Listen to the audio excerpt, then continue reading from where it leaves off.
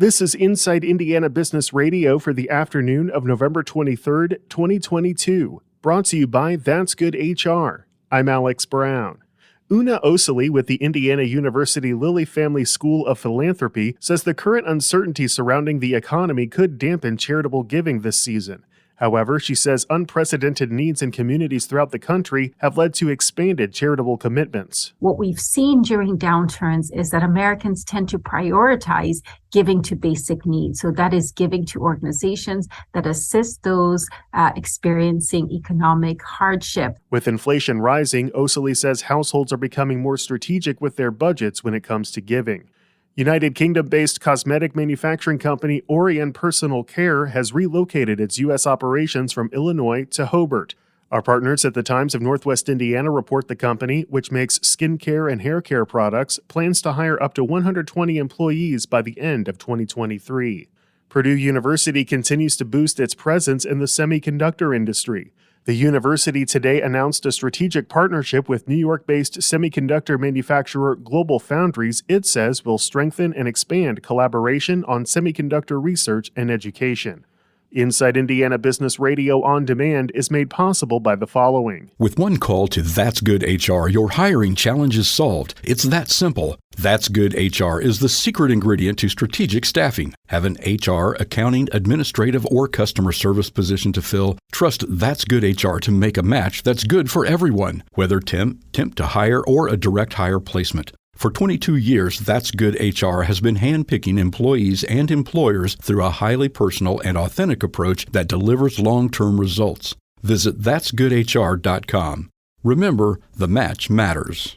Join IBJ Media and Inside Indiana Business for Engage Indianapolis on December 6th at the Westin in downtown Indianapolis. We're assembling Indy's top business, community, and philanthropic leaders for a discussion about key initiatives that will create a more vibrant quality of life for all Hoosiers. From talent attraction and retention to workforce and economic development, we'll explore what's working and big ideas for what's next. RSVP by November 29th at IBJ.com. Indiana teachers want lawmakers to boost funding for schools to address staff shortages in the 2023 legislative session. Here's Gary Dick. Representatives of the Indiana State Teachers Association and the American Federation of Teachers said the state's disinvestment from public education have left schools struggling to attract and retain teachers and support staff at the expense of students. AFT Indiana Vice President Randy Harrison said what's being described as a massive teacher shortage is more accurately a massive teacher exodus.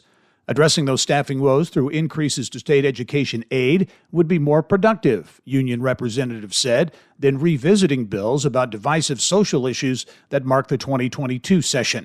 For their part, Republican leaders like House Speaker Todd Houston of Fishers have said they expect to increase funding for K-12 schools while also investing further in the state's school choice programs. In 2021, the last budget year, lawmakers added $1.9 billion more for K-12 education. Some Democratic lawmakers have also echoed the call for more funding. The 2023 legislative session, in which lawmakers will craft the state's budget for the next 2 years, begins in January. This is Gary Dick for Inside Indiana Business Radio. The Indiana Technology and Innovation Association on Tuesday released its policy priorities for the 2023 legislative session. The organization said it plans to focus on topics including expanding access to capital, supporting a diverse tech workforce, and fueling tech job growth and entrepreneurship. The ITIA said entrepreneurship is a key focus, citing Indiana being ranked 44th in the country for new entrepreneurs, according to the 2021 Kauffman Entrepreneurial Indicators. You can view the full list of priorities at InsideIndianaBusiness.com. Students and faculty at Rose-Hulman Institute of Technology are working out of a new $29 million space that enhances health and wellness.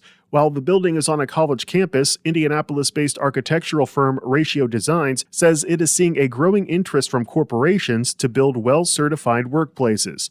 Ratio's David Schaefer. Attraction of new employees is a big thing, and just making sure that people are happy and healthy and in a good working environment, I think is also something that we're seeing a lot of corporations asking for us in our workplace designs. The new academic building has earned Silver Level WELL certification as recognized by the International WELL Building Institute. The organization recognizes structures that meet building requirements that address human health and well-being for students, faculty, and staff.